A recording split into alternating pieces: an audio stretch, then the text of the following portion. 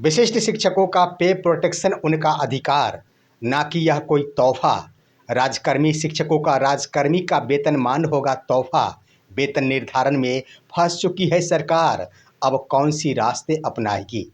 वहीं इंटरमीडिएट कक्षा उत्तीर्ण अविवाहित छात्राओं को मिलेंगे 25,000। इसके लिए आवेदन 15 अगस्त से शुरू।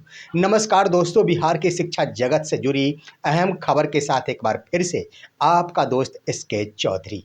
दोस्तों, विशिष्ट शिक्षकों का पे प्रोटेक्शन का मामला इन दिनों सोशल मीडिया पर बहुत ज़्यादा वायरल हो रहा है।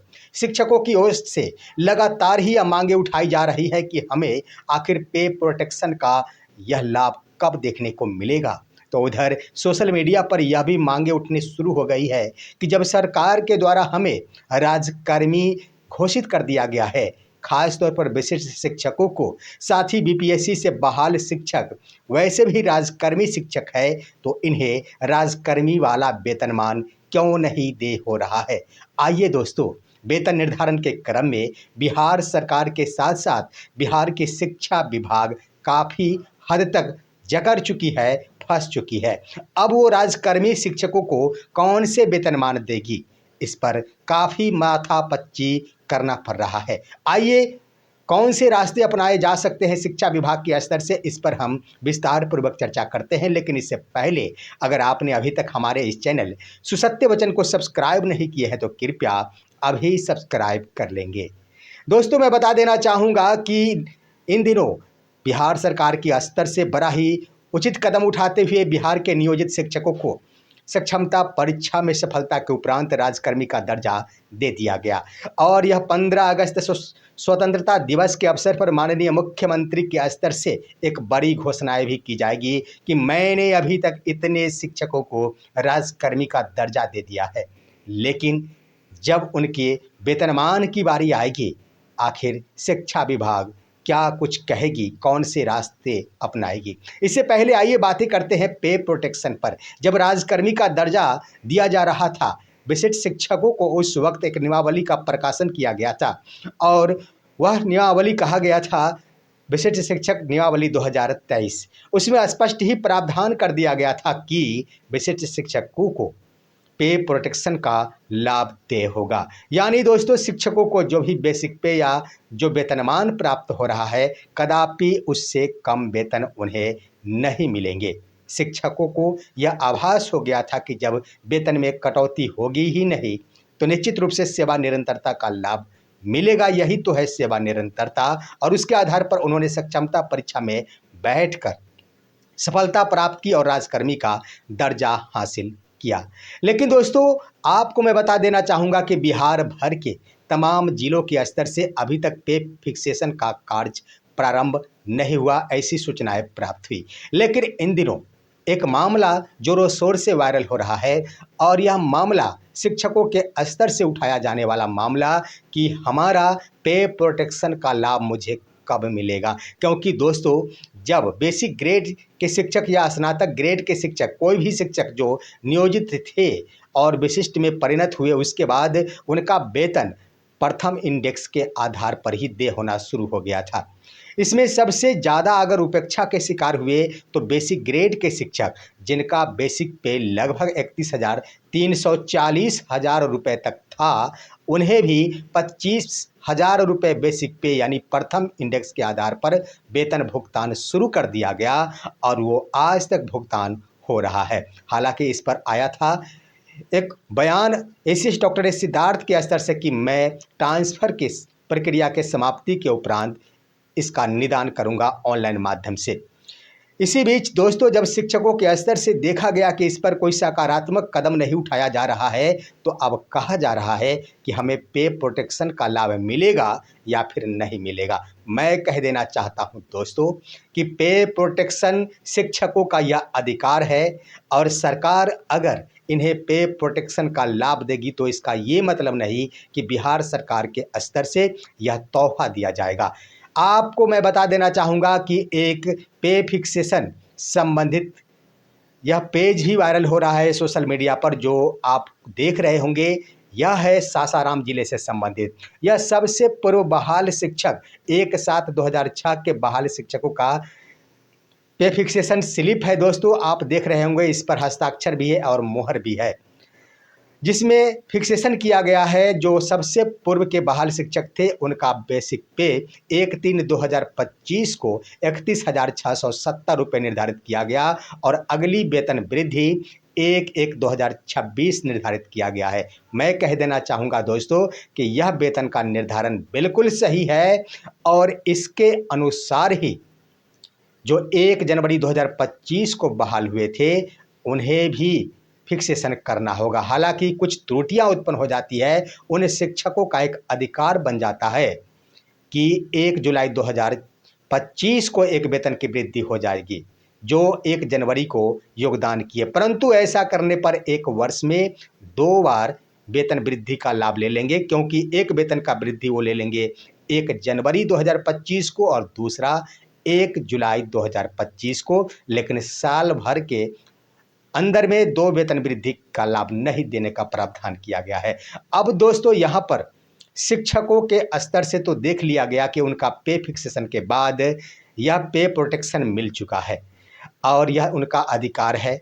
अब मैं कहना चाहूँगा कि ऐसा प्रावधान नियमावली में भी किया गया है। आप देख रहे होंगे विशिष्ट शिक्षक नियमावली 2023 का यह गजट है, इसके कांडिका 8 में वेतन संबंधी प्रावधान किया गया है और कांडिका 8.1 में लिखा गया है कि विशिष्ट शिक्षक स्थानीय निकाय नियमावली 2020 के तहत प्राप्त पूर्ण वेतन संरक्षण यानी पे प्रोटेक्शन प्राप्त करेंगे।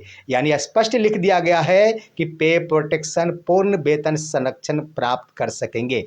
दोस्तों कई जगहों पर इसका अर्थ लगाया जाता है कि पूर्ण वेतन का मतलब क्या होता है, यानी DA HRA सब जोड़ कर क्या नहीं दोस्तों, जब ही नियत वेतन की बारे में बातें आती है उस वक्त एक मुश्त वेतनमान की चर्चा होती है, लेकिन जो ही बेसिक पे की बात आती है सामने उस वक्त किसी भी प्रकार का निर्धारण बेसिक पे के आधार पर ही की जाती है। तो यहाँ पर बेसिक पे के आधार पर ही शिक्षकों को पे प्रोटेक्शन का लाभ देखने को मिलेगा, इसमें कहीं से कोई दो राय नहीं है। लेकिन अब सवाल बनता है यह तोहफा नहीं होगा, यह तो शिक्षकों का अधिकार है।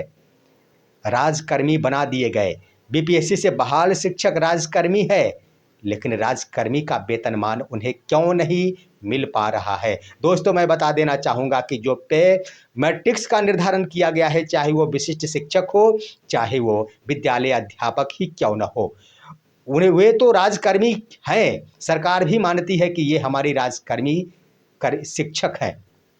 जो भी छुट्टियां मुहैया कराई गई है राजकर्मी के तरह ही उन्हें छुट्टियां प्रदान की गई है, लेकिन उनका वेतन का निर्धारण राजकर्मी की तरह नहीं किया गया है। अब शिक्षकों के स्तर से मांग की जा रही है कि आखिर जब मैं राजकर्मी हूं तो मुझे राजकर्मी का वेतनमान क्यों नहीं मिल पा रहा। दोस्तों मैं बता देना चाहूँगा कि इन मुद्दों पर सरकार के द्वारा जो वेतनमान का निर्धारण किया गया है, जो वर्तमान में विशिष्ट शिक्षक और विद्यालय अध्यापकों को दिया जा रहा है, उसमें बिहार सरकार के साथ साथ शिक्षा विभाग फंस चुकी है, जकड़ चुकी है और इस तरह जकड़ चुकी है कि उन्हें राजकर्मी का वेतनमान देने में भी काफ़ी समस्याएं उत्पन्न हो रही है। क्या है मामला, आइए 7th पे मैट्रिक्स के अनुसार राजकर्मियों के लिए जो पे प्रोटेक्शन के तहत दोस्तों पे मैट्रिक्स के तहत प्रावधान किया गया है उस पर नज़र दौड़ाते हैं। दोस्तों मैं बता देना चाहूँगा कि आखिर यह पे मैट्रिक्स का निर्धारण किया गया राजकर्मियों के लिए, वह 2 तरह के पे मैट्रिक्स का निर्धारण किया गया है। आखिर इसमें कौन से शिक्षक को कौन से पे मैट्रिक्स का लाभ मिलेगा, इस पर सरकार और विभाग मंथन कर रही है। दोस्तों मैं बता दूं कि बिहार भर में ग्रेड C के कर्मियों के लिए 2 तरह के वेतनमान निर्धारित किए गए हैं। एक तो वैसे कर्मी है जो 5200 से 20,200 के अंतर्गत आते हैं और उनका ग्रेड पे 1900 से शुरुआत होकर 2000, 2400, 2800 होते हैं। उसके बाद दूसरे ग्रेड C के ही कर्मी है जिनका वेतनमान 9300 से लेकर 34,800 का वह वेतनमान है। उनका ग्रेड पे 4200, 4600, 4800, 5400 और 5600 है। ऐसे में शिक्षकों को कौन सा वेतनमान देगी सरकार। अब यहाँ पर दोस्तों आपको मैं बता देना चाहूँगा कि इससे पहले 2015 में जब नियोजित शिक्षकों को वेतनमान दिया गया था, उस वक्त चाइनीज वेतनमान दिया गया, लेकिन 5200 से 20,200 का वेतनमान दिया गया। उस वक्त उन्हें शिक्षकों को प्रथम यानी ग्रेड पे जो 1 to 5 यानी बेसिक ग्रेड के शिक्षक हो गए, उन्हें 2000 ग्रेड पे दिया गया था। स्नातक ग्रेड को 2400 ग्रेड पे दिया गया था और माध्यमिक वालों के लिए 2800 ग्रेड पे का निर्धारण किया गया था। लेकिन इस बार जब विद्यालय अध्यापकों की नियुक्ति की गई, उस वक्त सरकार के द्वारा वैसा वेतन का निर्धारण किया गया जिससे विभाग खुद ही फंस गई। यहाँ पर आखिर शिक्षा विभाग ये सोचती है कि हम 5200 से 20,200 का ही वेतनमान दे शिक्षकों को, तो काफ़ी मुश्किल में फंस जाएगी। वो कैसे दोस्तों? पे मैट्रिक्स को आप देख रहे होंगे, 5200 से 20,200 का वेतनमान के तहत ग्रेड पे 2000 के अंतर्गत शिक्षकों के लिए अगर यह मैट्रिक्स का प्रावधान किया जाता है, पहले मैट्रिक्स में जो विद्यालय अध्यापक है या विशिष्ट शिक्षक हैं, मैं बता दूं कि वर्ष 2023 में इनकी नियुक्ति हुई थी विद्यालय अध्यापकों की। उनका प्रथम वेतन बेसिक ग्रेड के लिए 25,000 रुपये निर्धारित किया गया था।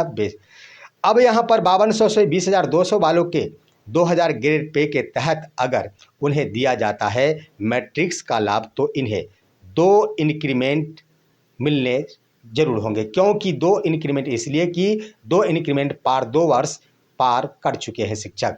नवंबर 2023 में योगदान करने वाले शिक्षकों का पहला इंक्रीमेंट 1 जुलाई 2024 को मिल गया और दूसरा 1 जुलाई 2025 को। तो इस तरह से 5200 से 20,200 के वेतनमान के तहत 2000 ग्रेड पे वाले बेसिक ग्रेड के शिक्षकों का वर्तमान में अगर 25,000 बेसिक पे के आधार पर इसमें प्रथम होता है 25,200, जो राजकर्मी के आधार पर है 25,200, और वह 2 इंक्रीमेंट 2 वर्ष पार कर चुके हैं, तो इनका वेतन बेसिक पे हो सकता है 26,800।